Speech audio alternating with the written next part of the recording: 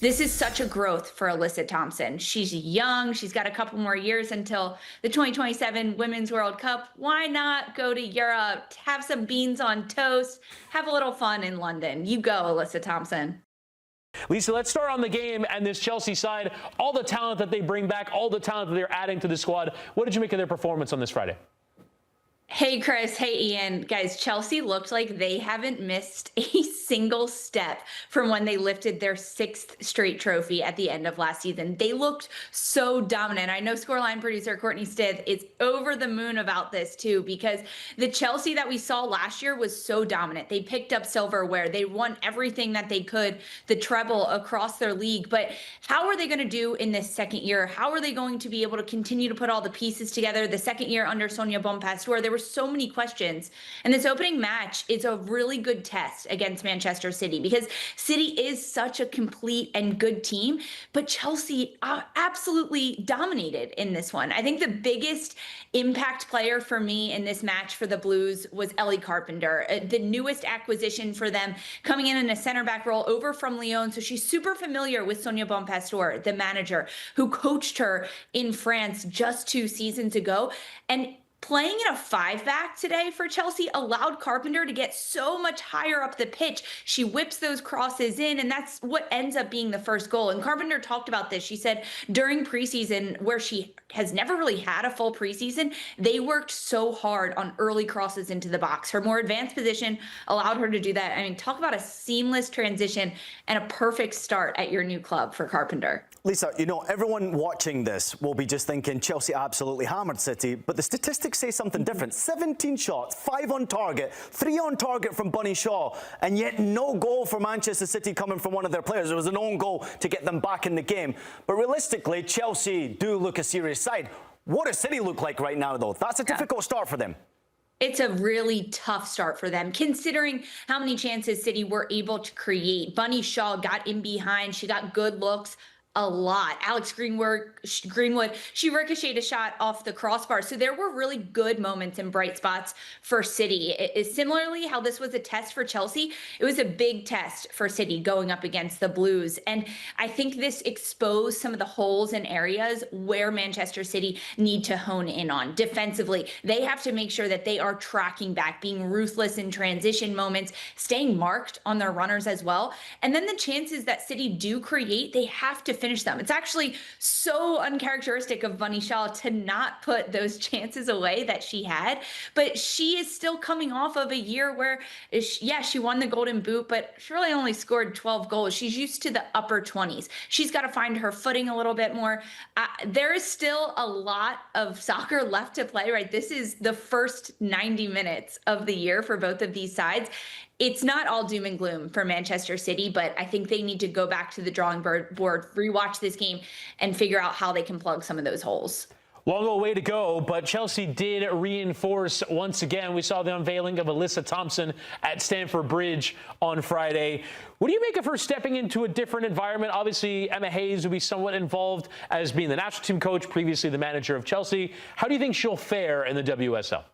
I love this move for Alyssa Thompson to go to Chelsea. I'm sad personally because now I don't get to call her games at Angel City and watch her in the NWSL, but Alyssa Thompson is 20 years old. She has been the face of our nation at a World Cup at the international level for the United States, the face of a new franchise and a club that made record-breaking transfers at the time to get her as the #1 pick in the 2023 NWSL draft. And that has been so much pressure on such a young player. She's risen to the occasion numerous times, but this is a move for her that is going to just test her limit. She will now be training with some of the very best in the world at Chelsea, the 6-time WSL champions. She's going to be competing in Champions League against Champions League winners Arsenal in league play, and then Barcelona once she does get to Champions League.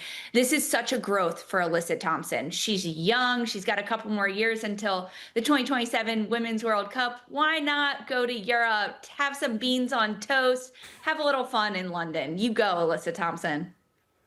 She clearly hasn't looked at the weather when it comes to October, November, December over there. Just going to throw it out there. I also don't know if I would start with beans on toast as cultural exports from England. Hey, listen, beans on toast, I used to have that before games. Listen, Lisa, I got to get into it because I do love the supercomputer by Opta. Cheeky little promotion right there for Opta. In the WSL, they ran through results 10,000 times, and 72% of the time, Chelsea were winners of the WSL again. I'm going into the season with great expectation for this Chelsea side. I think they've got a little bit better under Bon Pastor, and I do think the expectation's been raised to another level. I know the Champions League is the target. I understand and I respect that.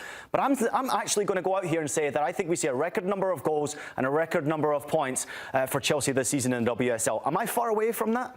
Ian, now are you saying that, or did Opta tell you to say that? Well, when it says 72% of the time, I can't be far away. I was just wondering what you said. I'm just pulling your leg, Ian. Yeah, I think that's a pretty good shout, because the thing with Chelsea, what has made them so dominant over the last several years and even heading into this season, is that it's not that they just have 11 really good players. And then once they're starting to play in cup competitions, Champions League, we see a little bit of a depth issue. That's not the case at all. Honestly, Chelsea has 25 players that could be starting on any single club. I mean, even take Alyssa Thompson, for instance. She was starting every single week at Angel City. She was a contributing factor, scoring game-winning goals. And the NWSL is a top league in the entire world. She's going to go to Chelsea, probably not start.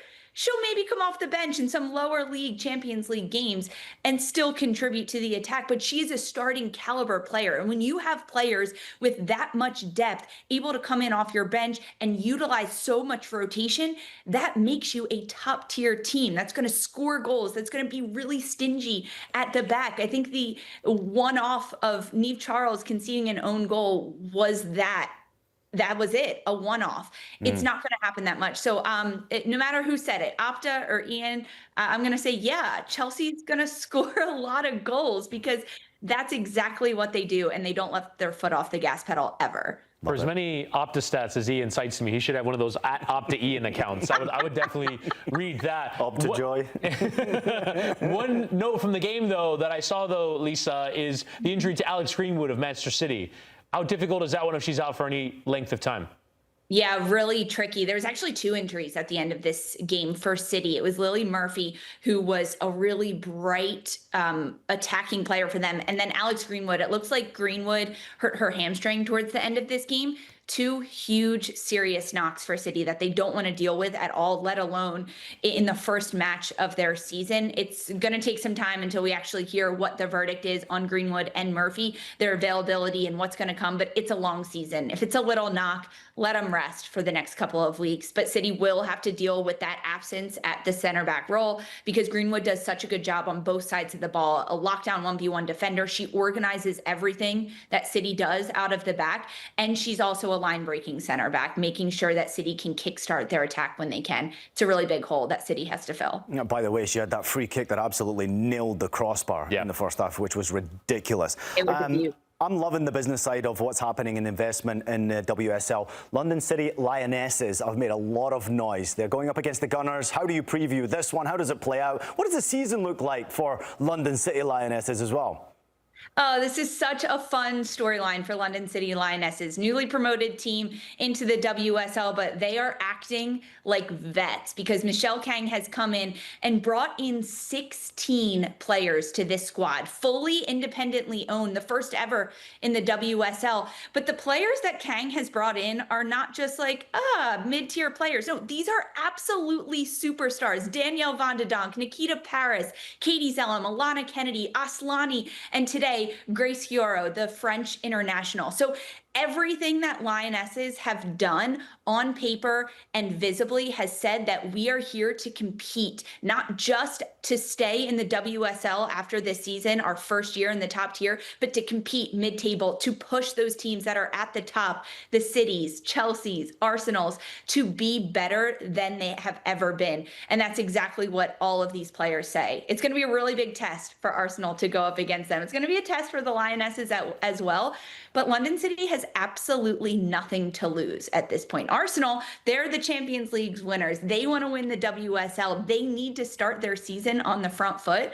So this game has a little bit of spice, a little bit of everything that you could want for it. But as you can't count Michelle Kang out. She knows how to manage everything, especially women's football. I love it. I mean, she's got 4 clubs now to mind too, so it's a difficult job for her, but she's definitely up for the task. That's quite the statement, no. When you have a side like that and you're investing that type of money, it's massive. It's a huge statement. It's so important for the development, and it's aspirational as well. So, I mean, I'm just really intrigued by this project.